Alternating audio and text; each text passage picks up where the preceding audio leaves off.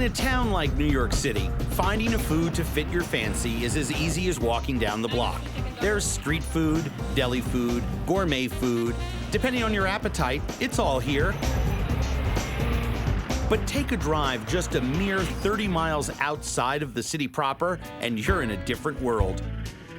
On the surface, this may look like your usual hobby farm, but this is definitely not your average mom and pop operation. Gene Rurka raises and harvests what he calls alternative foods: maggots, tarantulas, cockroaches. He believes we should consider these alternative foods if we want to solve our world hunger problems. Well, I think we have to open up our minds to a lot of things. You know, our population's changing, ethnicity, cultures. I think it's hard for a person to envision eating insects, but in some cultures they do. I've known about Gene for many years, having grown up around the corner from the Explorers Club and was raised on stories of their exploits. Gene is the guy responsible for providing exotic edibles for the annual Explorers Club dinner in New York City, where thousands of people gather at the Waldorf Astoria for one of the strangest nights on the New York City social calendar. Imagine a fancy evening dress-only affair with spiders and bull's balls on the menu. To ease people into trying his creations, Gene's rule is 2 out of 3. If you allow people to be comfortable with 2 out of 3 items, they'll try it. Banana canapes topped with maggots, anyone? And what our intent here is to glaze them, and we're going to add some maggot pupa. And hopefully the maggot pupa will enhance the nutritional value and certainly be a little better than the little chocolate sprinkles we're used to. Well, says you. I love chocolate sprinkles, but this might be the wave of the future, so get ready. These are the plain maggots, but he's working on a system to flavorize them. So if you wanted to add this, for example, to an Italian, maybe Italian salad, why not just have us add the garlic flavor to it? And you could do this by gut loading the pupa to the flavor you want. Very nice. To your health. And yours. Those are delicious. What's next? Gene is trying to market worms as a snack food as well. Care to try a wormzel? Have you trained them to coil into the pretzel shape themselves before they hurl themselves into the oven? Sometimes they work, sometimes they don't. Wormsels, hello. You're onto something.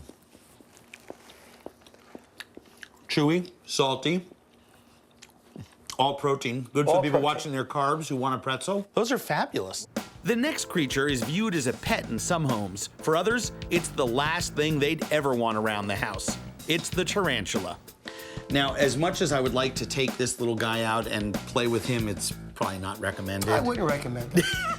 Cooking tarantula is tricky, and the oversized arachnids can literally blow up while cooking, ruining the presentation.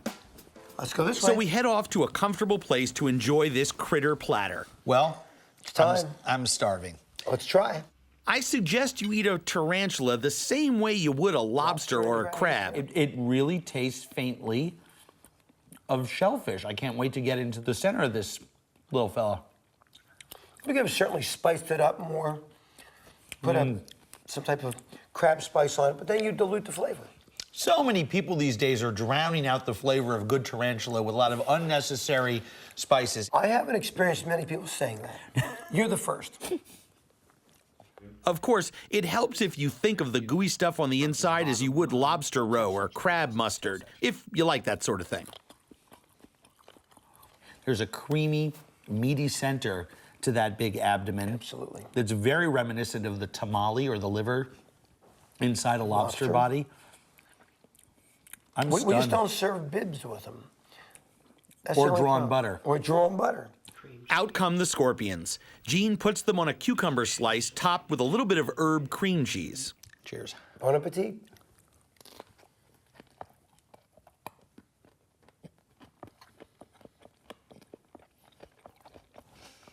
You know, sometimes when I'm talking to people about exotic foods like this, They swear I'm making this up, but there is a faint citrusy flavor to a scorpion that really marries well with that cucumber. It's a great combination. Oh, and isn't it? Now remember everyone, bugs and insects are great protein sources. They're low in fat and low in cholesterol too. And in general, bugs taste like what they eat. This looks good. And now we've saved quite possibly the craziest snack until the last. The teriyaki cockroach. Gene feeds these Madagascar hissing cockroaches apples and oranges to give them flavor. Then, while they're cooking, he injects them with teriyaki sauce.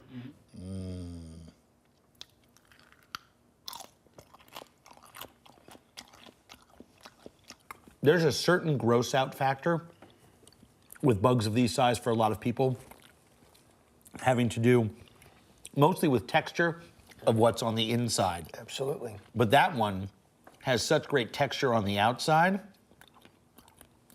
That's really good. And the teriyaki takes away all of that sometimes bitter flavor. I've eaten a lot of bugs of that size, and they have a bitter aftertaste, and that one had a sweet finish. Everywhere I travel, I can count on bumping into someone who eats the way I do. But Gene takes the top prize. Do me one favor. What's that? Next time I'm in Jersey, dinner's on me. New York City is the country's most renowned melting pot of lifestyles and cultures. It's also home to the largest Chinatown in the United States, which happens to be one of the oldest neighborhoods in Manhattan. Depending who you ask, between 70 and 150,000 Chinese live in this 2-square-mile area situated on Manhattan's Lower East Side. I'm here to meet up with some of my extended family. Growing up in New York City, I spent a lot of time in Chinatown, hanging out with my friends, and of course, eating. Today, I'm having lunch with my childhood pal, Clark Wakabayashi, and his wife, Alice Wong. She grew up right here in Chinatown. Hey! Hi, buddy. How's it going? Sweetheart? As we stroll through Chinatown, we discover that a few of our favorite haunts from long ago are now closed, but the memories of those days are as vivid as ever. We used to come practically every weekend in high school and stuff ourselves on dumplings. I know, Clark tells me about that. And then go back to his house and watch football games and hockey games all day long. And then we would take out some of his dad's Japanese wooden fighting swords, the kendo swords. Now you're making things up. No. And bash, absolutely not at all. It's true. And we would literally beat each other senseless with these things until one person cried or got hurt. That's what we did. That was usually you. As we head down the street towards our lunch stop, wouldn't you know it, we run smack dab into my arch nemesis, the durian.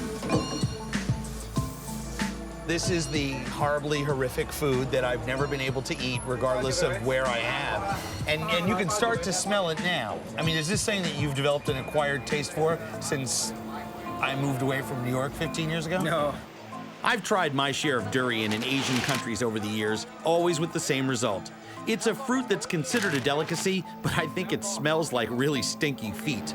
I swore to myself that I would never eat this fruit again, but the challenge has been laid out there by Clark and Alice. Anything that has to be opened by someone wearing gloves and an X-Acto knife doesn't necessarily qualify for easy sort of hand fruit goodness. This stuff has the texture of custard and the aroma of putrefied onions mixed with cheese. It's definitely a texture thing. It's a texture thing. It's a custard.